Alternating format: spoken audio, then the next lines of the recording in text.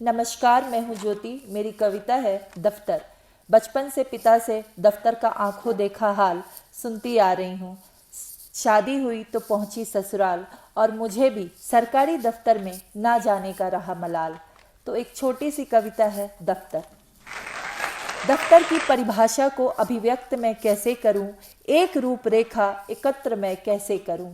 घर में दफ्तर, अनुसंधान धार्मिक संस्थान में दफ्तर, रेड लाइट एरिया और शमशान में भी दफ्तर बना डाला है। क्या निजी क्या सरकारी, सर्वत्र इसके रुतबे ने सबको खंगाला है। दफ्तर की परिभाषा को अभिव्यक्त मैं कैसे करूं, एक रूपरेखा एकत्र मैं कैसे करूं। परिश्रम के बल पर दफ्तर की कुर्सी की रंगत ढलती है।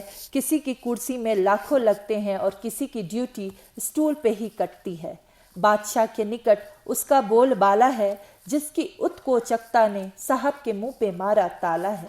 चापलूसी जिन्हें करनी आती है, समझो उसको दफ्तर की अपनी सारी मुसीबत हरने आती है। दफ्तर की परिभाषा को अभिव्यक्त मैं कैसे करूं, एक रूपरेखा एकत्र मैं कैसे करूं। दफ्तर भी सबब बना योग के विकास में, यूनिलीवर को टक्कर दे पतंजलि आगे हुआ एक पृथक दफ्तर के विकास में। मनुष्य की दिनचर्या ने एक नव रूप दिखाया, स्वस्थ रहे मानव जीवन दफ्तर ने ये भी कर दिखाया। दफ्तर की परिभाषा को अभिव्यक्त मैं कैसे करूं, एक रूपरेखा एकत्र मैं कैसे करूं। दफ्तर के दिन कभी तो बातों बातों में कट जाते हैं, कभी काम के बोझ तले हम कलम घिसते रह जाते हैं। कहीं पदोन्नति तो कहीं तबादले की मिठाइयों ने सबके मन को टटोला है, तो कहीं फाइल दबाने और आगे बढ़ाने में भी दावत ने मुंह खोला है। दफ्तर की परिभाषा को अभिव्यक्त मैं कैसे करूं, एक रूपरेखा एकत्र मैं कैसे करूं।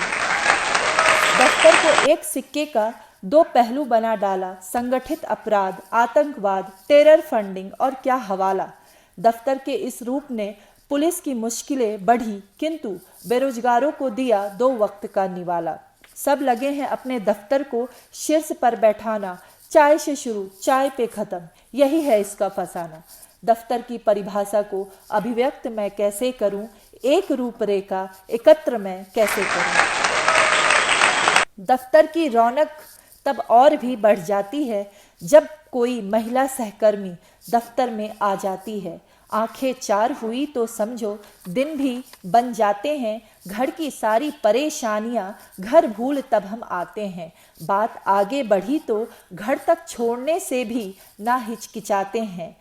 घर इंतजार में बैठी बीवी को हम थके हारे से बताते हैं। दफ्तर की परिभाषा को अभिव्यक्त हम कैसे करें, एक रूपरेखा एकत्र मैं कैसे करूं। भय लगता है एक दिन धोखा न दे यांत्रिकरण, हम इंसानों को दफ्तर जाने का मौका न दे। यद्यपि मशीनीकरण ने दफ्तर को दिया बड़ा तोहफा है, पारिवारिक कलह से निदान और सामाजिक आर्थिक विकास के कार्य को हमने दफ्तर को भी सौंपा है। दफ्तर की परिभाषा को अभिव्यक्त मैं कैसे करूं, एक रूपरेखा एकत्र मैं कैसे करूं। नमस्कार।